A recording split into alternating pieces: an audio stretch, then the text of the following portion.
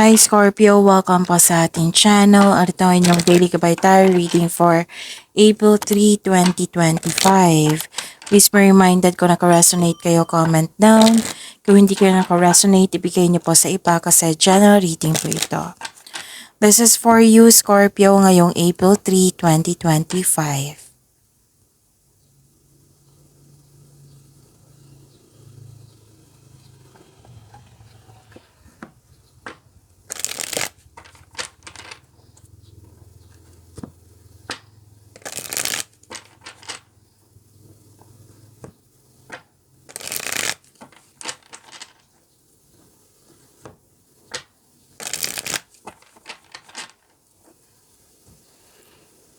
Para po ito sa inyo Scorpio ngayong April 3, 2025.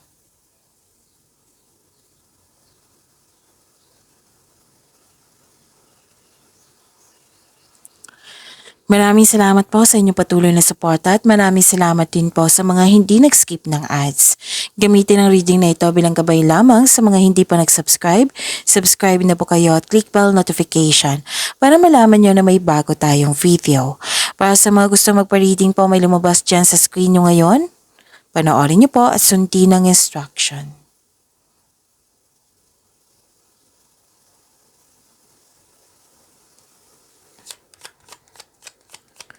Spirits Guide, mga ganap po para kay Scorpio ngayong April 3, 2025. I need 3 cards po.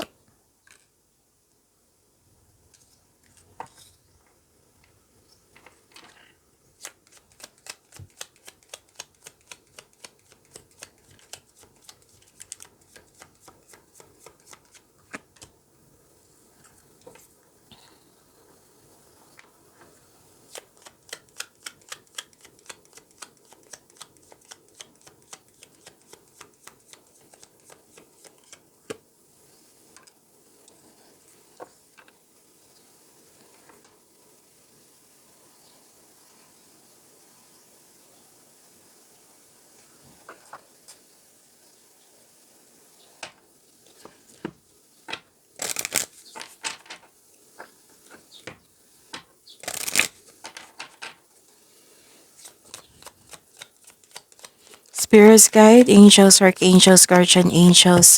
Message nyo pa para kay Scorpio ngayong April 3, 2025. I need 2 cards po.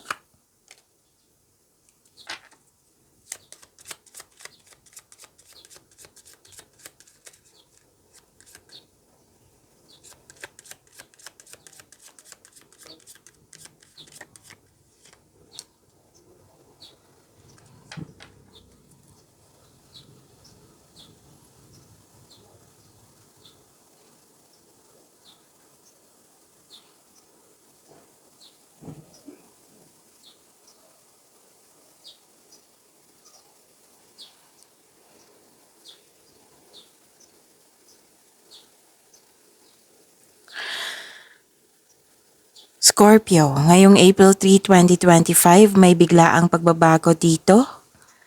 Pwedeng may concern kayo sa mataasang ego, mahirap kausap.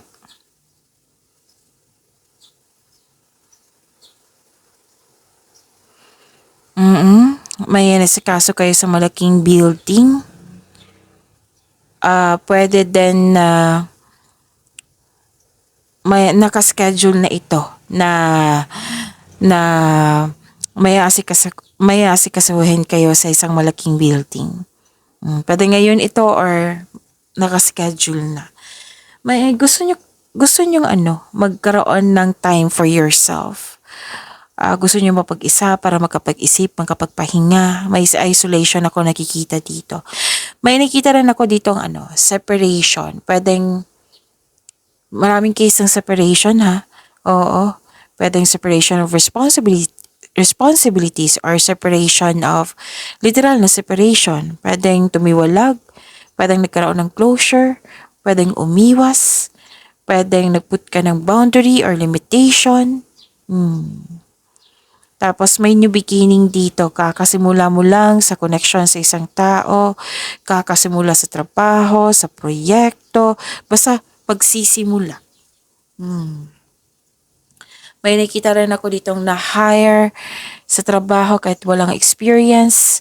May nakita rin ako ditong ah, may concern sa immature na tao or ano, this is may humihingi sa iyo ng atensyon. Pwedeng bata ito or yung inner child.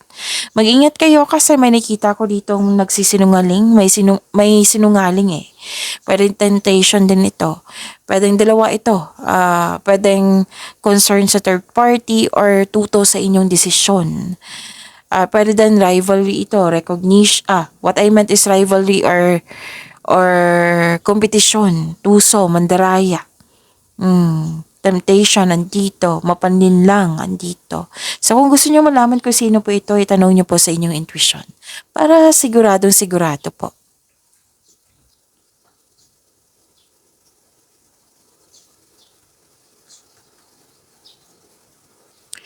Message for you, 1313, trust your intuition. Trust your intuition, it's guiding you towards a brighter future. 1818, fulfill your purpose, seek your soul's purpose and fulfill it. Your destiny awaits your action.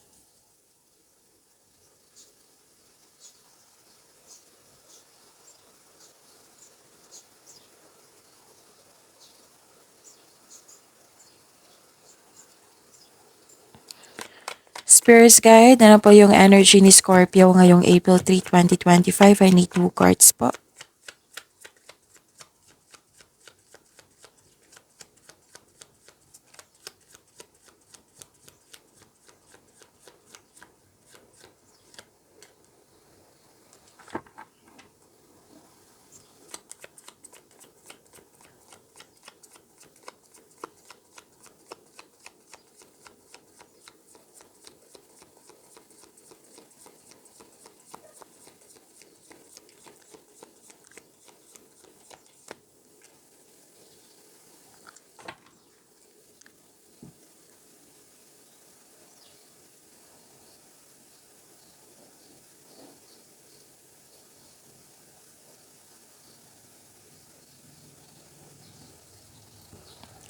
Kung may narinig kayo or may nakita kayong repeating message, meaning to say, pinupush ng cards niyo yan kasi ang ilan sa inyo hindi pa binigyan ng atensyon. Na kung maaari din po, bigyan niyo po ng solusyon at aksyon. Remember Scorpio, at the end of the day, alam mo na ikaw lang taong may kakayahan at responsable na gumawa ng sarili mong katotohanan at kinabukasan. So ano yung energy ni Scorpio?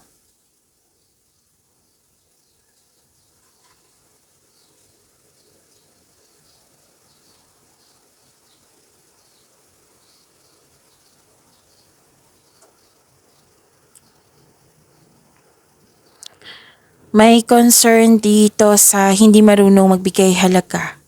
At ang dahil sa mga nangyari, hindi stable ang iyong emotion. Pwede din may takot ka or may anilangan ka mag-take lead. Yung leader po, kahit nang iba ay naghihingi sa'yo ng guidance. Mag-ingat din sa communication sa isang tao. Baka may masabi ka na hindi niya magustuhan. Oo, it might be naging sensitive po ito. Or pwede din nireject mo yung isang tao na gustong makipag-usap sa'yo.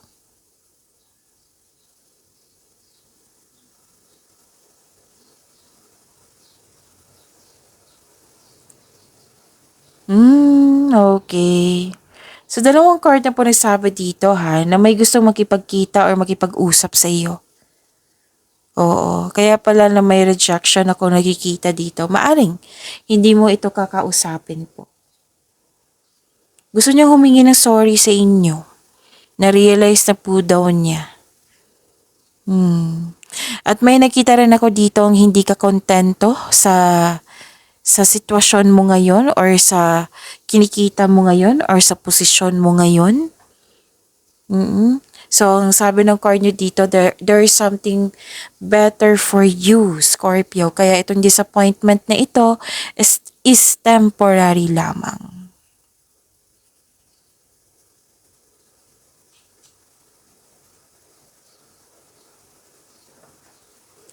Spirits Guide, Career and Money po ni Scorpio ngayong April 3, 2025.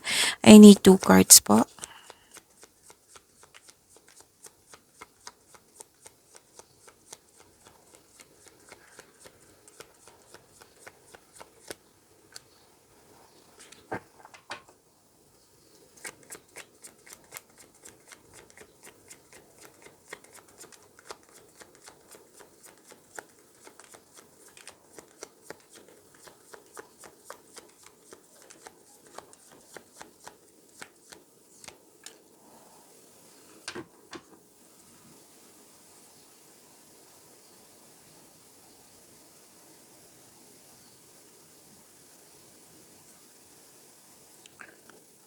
Disappointed ka dito, repressed emotion, emotional overwhelm, you felt empty.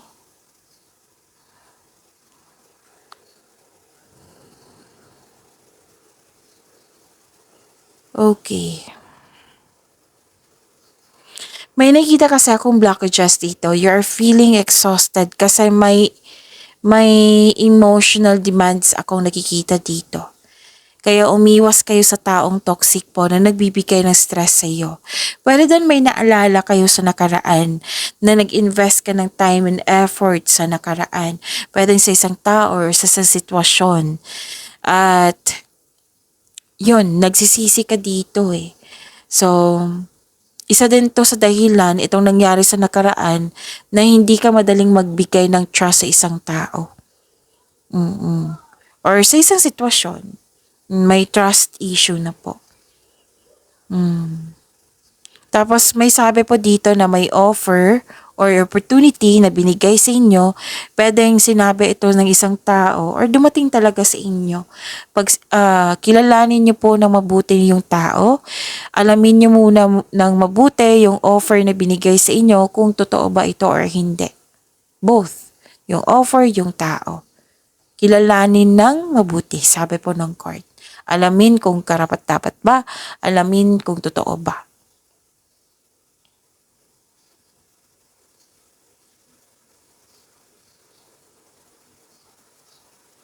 May self-doubt, may resentment, may sama ng loob akong nakikita dito. Dalawang card na po mismo nagsabi po dito. So yun, confirmation ito na nangyari ito sa nakaraan. So that is a repeating message ha. Yung sabi ko sa inyo bago nag-start tayo ng tarot reading. Kung may nakita or narinig kayong repeating message, bigyan ng atensyon na kung maaari bigyan niyo po ng solusyon at aksyon.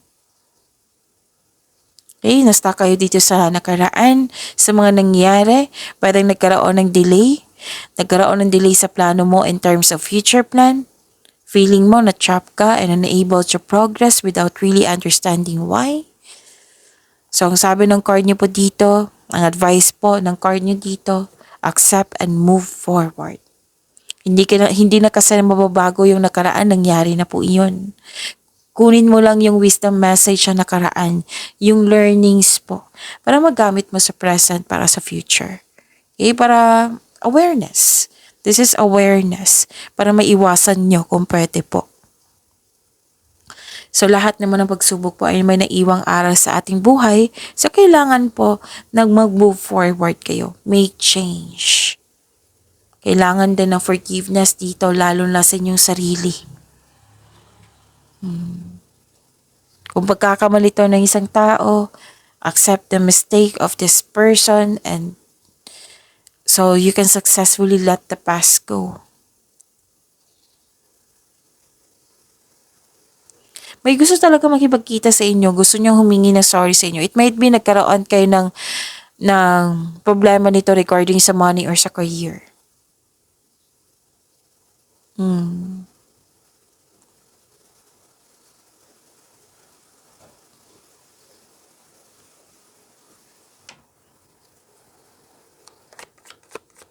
Spirits guide, love life, self-love, partnership, and romance si Scorpio ngayong April 3, 2025. I need 2 cards po.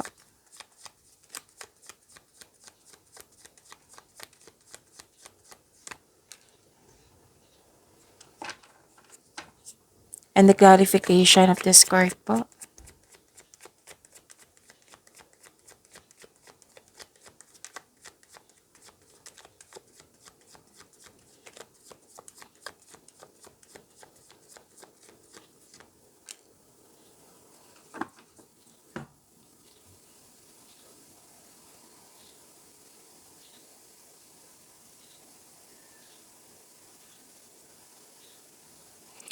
Maraming salamat po sa patuloy ng tiwala suporta sa ating channel at maraming salamat din po sa mga hindi nag-skip ng ads.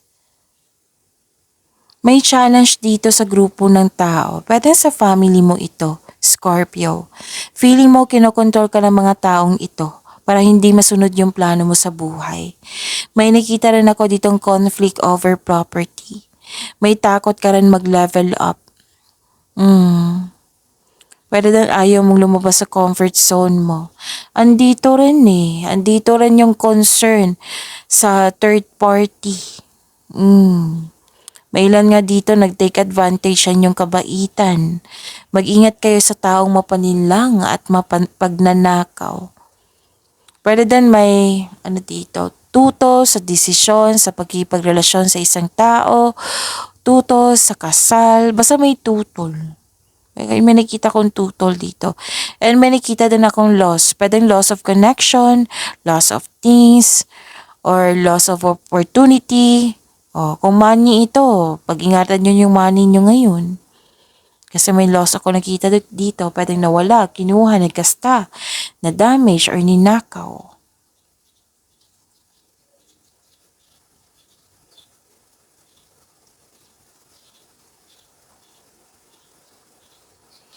Nakikita ko rin dito na nagkaroon ng delay. Delay sa plano? Oo. Nagkaroon ng disconnection sa isang tao. So, dalawang card na mismo nagsabi nito ha. Pwede ngayon to na nangyari or naalala nyo sa nakaraan. Kasi may nakita kong past dito. So, it may be frustrating or disappointing ito, pero kailangan mo itong pagdaanan kasi part ito ng yung learning journey. Sabi po ng card niyo po, Scorpio. So, ang kailangan niyo ngayon, be still flexible and maging mapagpasensya po. Habaan ng pasensya. Yan yung requirement ngayon.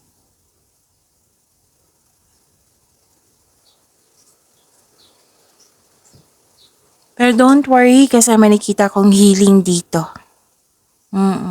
Pwede nang hinahayaan mo ang sitwasyon na matapos. Yan yung sabi ng card dito. At least may healing akong nakikita dito. Remind yourself na let go and move forward. Kasi kung kakapit ka sa nakaraan, yan yung pumipigil sa paglitaw ng isang bagong simula. Past pa rin to eh. Yung nangyari sa nakaraan talaga. Yung nangingibabaw dito. You have to let it go talaga. And move forward. So, this card tells you na may dumating na opportunity sa inyo na wag nyo po daw i-postpone. Kung pwede po. Kasi magbibigay ito ng kasaganaan sa iyo.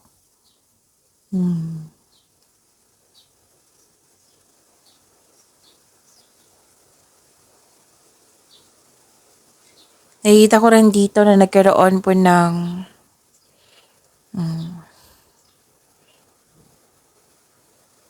may dito sitwasyon na holding grudges or acting like a bully. May nag-aabuso dito sa power. Oo, kaya hanggat maaga iwasan mo na lang po. Importante nagkaroon kayo ng healing.